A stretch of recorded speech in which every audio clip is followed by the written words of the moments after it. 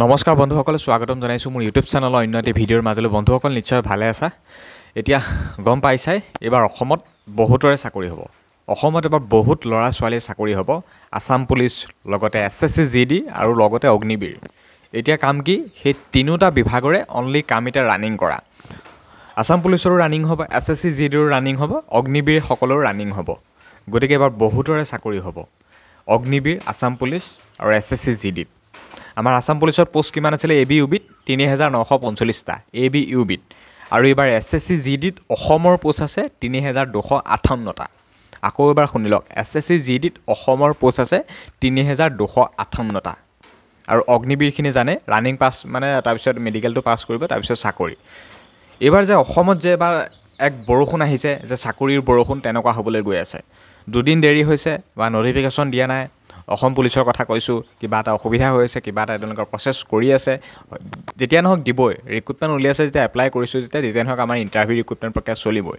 যেতিয়াই নহওক, কিন্তু যোনদিনাখনি ৰিক্ৰুটমেণ্ট নাপাতক কিয়, বহুতৰে হ'ব এইবাৰ সঁচাকৈ বহুতৰে হ'ব।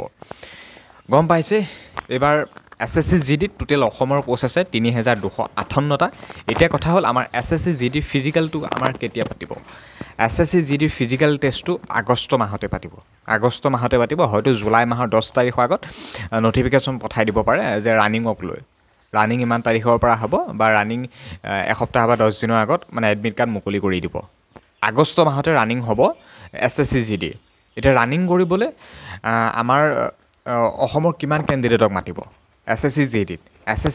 এইবাৰ ৰানিং কৰিবলৈ অসমৰ প্ৰায় ২৬,০৬৪টা কেণ্ডিডেটক মাতিব। ২৬,০৬৪টা কেণ্ডিডেটক এইবাৰ মাতিব ৰানিং কৰিবলৈ অসমৰ।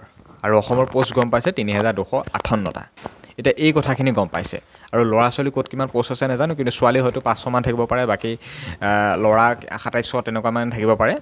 এতিয়া সেই কথাখিনি গম পাইছে। এতিয়া কাট অফটো কিমান যাব SSC GDত এইবাৰ ৰানিং কৰিবলৈ কাট অফটো কিমানমান যাব? এতিয়া যিহেতু পোষ্টৰ সংখ্যা বৃদ্ধি কৰা হৈ গ'ল, গম পাইছে 46,000 এগুণত যিহেতু দুগুণ ভেকেঞ্চি বৃদ্ধি কৰা হৈ গ'ল। গতিকে এইবাৰ হয়তো ৰানিং কৰিবলৈ ছোৱালীসকলক মাতিব পাৰে 40+। যদি 40 নম্বৰ প্লাছ পাই থৈছে, ৰানিং কৰিবলৈ মাতিব 40+। আৰু ল'ৰাসকলক কৈছোঁ 55 বা 50+ ধৰি থোৱা, 50+ ধৰি থোৱা ৰানিং কৰিবৰ কাৰণে। যিহেতু ভেকেঞ্চি বৃদ্ধি কৰা হৈ গ'ল, ৩,২৫৮টা পোষ্ট ভাবি চোৱা।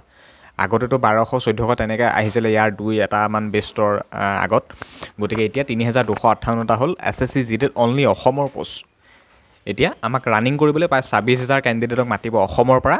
আৰু ছোৱালীসকলে ধৰি থোৱা 40+, আৰু ল'ৰাসকলে ধৰি থোৱা 50+, মানে 55 মান ধৰি থোৱা। আৰু প্ৰত্যেকটো কাষ্টৰে নম্বৰ অলপমান বেলেগ হ'ব, ইফাল 2-1 নম্বৰ ইফাল সিফাল হয়।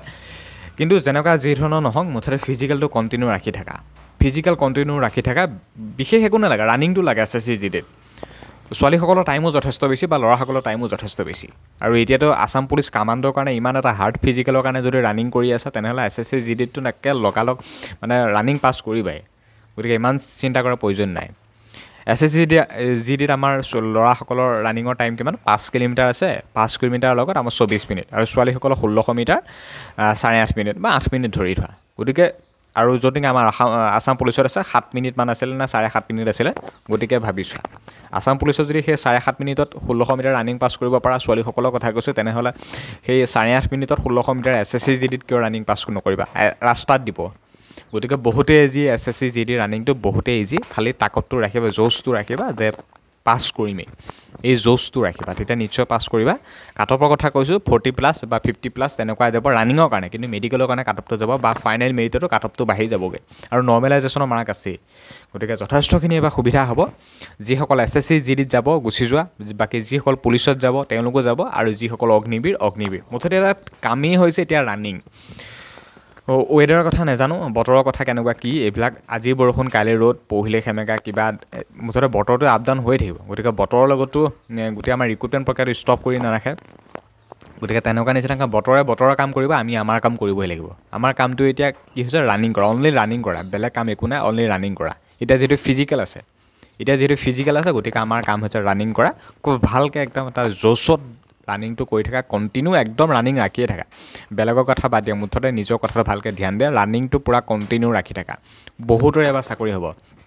আৰু যদি আগষ্ট মাহত বা ফিজিকেল হৈ যায় তেনেহ'লে আকৌ সেইখিনি কেণ্ডিডেটে বা যদি দুধুৰ পৰিস্থিতিত হৈ যায় অকণমান হয়তো ইফাল সিফাল হ'ব পাৰে, হয়তো কিছুমানৰ আছাম পুলিচতো নাম আহিব, কিছুমান আকৌ SSC GDতো নাম আহিব পাৰে সেই একেখিনি কেণ্ডিডেটে। কিন্তু সেই পিছৰখিনি কথা কিন্তু অসমৰে যিহেতু ৩,২৫৮টা এইবাৰ SSC GDত যাব, পোষ্ট যিমান আছে সিমানে যাব, কেতিয়াও নৰখায়।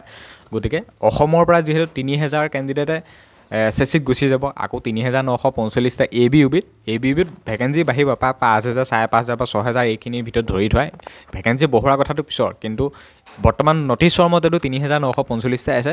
গতিকে ভাবিছে এইবাৰ মুঠতে সুবিধাৰ উপৰি সুবিধা, যথেষ্টখিনি সুবিধা দিছে, দেৰি কৰি আছে সুবিধা দি আছে, তেনেকুৱা নিচিনা কথা। হয় পাতা নাই, দুদিন দেৰি হৈছে, পাতিব। আৰু আকৌ আগষ্ট মাহত আকৌ SSC GD আকৌ এপ্লাই হ'ব, মানে নটিফিকেশ্যন এলাউ কৰিব। ইতিমধ্যে কেলেণ্ডাৰ জাৰি কৰিলে অফিচিয়েলি SSCয়ে, আৰু 27 আগষ্টৰ পৰা 5 অক্টোবৰলৈকে এপ্লাই চলিব 2025ৰ কাৰণে। আকৌ জানুৱাৰী ফেব্ৰুৱাৰীত এক্সাম আছে SSC। গতিকে সুবিধাৰ উপৰি সুবিধা, যথেষ্ট সুবিধা, ভালকৈ প্ৰিপেয়াৰেশ্যন কণ্টিনিউ ৰাখি থাকা। আৰু ফিজিকেলৰ কথা জানা SSCৰ ফিজিকেলটো কৈছোৱে মই, 1600 মিটাৰ ৰানিং ল'ৰাসকলৰ, বাকী 5 কিলোমিটাৰ। আৰু হাইটৰ কথা জানে 152 মান লাগিব ছোৱালীসকলক, আৰু ল'ৰা হ'লে 162 মান লাগিব, ইমানেই। আৰু চেষ্টৰ কথা ল'ৰাসকলৰ 80 to 85 নৰ্মেল লাগিব, ৰানিংটো সেইখিনি লাগিব। বাকী ফিজিকেল পাছ কৰাৰ পিছত হ'ব ডকুমেণ্টছ ভেৰিফিকেশ্যন, তাৰপিছত আকৌ হ'ব মেডিকেল টেষ্ট। মেডিকেলৰ কাৰণে মেডিকেলটো লগালগ নকৰা বা পিছদিনাখনো নামাতে, কেইদিনমান টাইম লয়।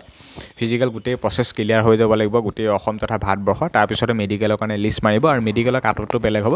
আৰু মেডিকেল পাছ কৰাৰ পিছত ফাইনেল মেৰিটৰ কাটঅফটো বেলেগ হ'ব। গতিকে আজি ভিডিঅ'টো যথেষ্টখিনি কথা কৈছোঁ, ভালকৈ বুজাইছোঁ, বুজিব নিশ্চয় পাৰিছা। এতিয়া আমাৰ কাম কি? ৰানিং কৰা। ভালকৈ ৰানিং প্ৰেক্টিছটো কণ্টিনিউ ৰাখি থাকা, নিশ্চয় ৰানিং পাছ কৰিবা। আৰু বিশেষ একো ক'ব নিবিচাৰোঁ। আৰু ভিডিঅ'টো ইমানখিনি সময়লৈকে চাই থকাৰ কাৰণে বহুত বহুত বেছি ধন্যবাদ। আৰু কোনোবা যদি প্ৰথমবাৰৰ বাবে যদি মোৰ ইউটিউব চেনেলটোত আহিছে তেনেহ'লে চেনেলটো ছাবস্ক্ৰাইব কৰি ৰাখক। আৰু লগতে মোৰ ফেচবুক পেজ এটা আছে নীলোৎপল অসম টিপছ নামেৰে। পেজটো বেছি ফলোৱাৰ্ছ নাই, 18টা নে 20টা আছে। ভিডিঅ' ইমান পাব্লিছ নকৰোঁ, আৰু পেজটো পাৰিলে অলপমান ফ'ল' কৰিবা, আৰু ভিডিঅ'টো খুব বেছি শ্বেয়াৰ কৰিবা। আৰু এইখিনিতে সামৰণি মাৰিছোঁ, ধন্যবাদ, জয় অসম।